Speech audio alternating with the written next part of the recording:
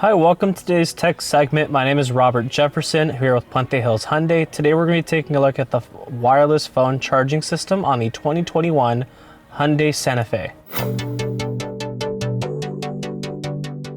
Alright folks, we're going to be taking a look into the wireless phone charging system. We're going to go over to the gear menu on our main menu settings. We're going to go to convenience. We're going to scroll down to where it says wireless charging system.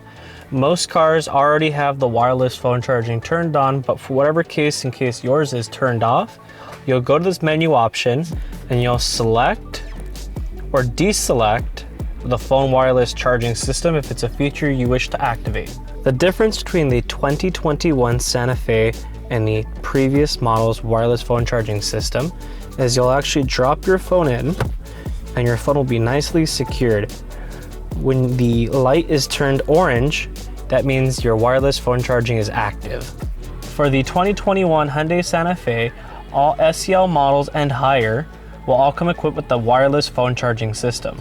To use the wireless phone charging system, all four doors have to be closed and able to use the feature. This concludes today's segment. Thanks for watching, and as always, comment below for more how-to videos.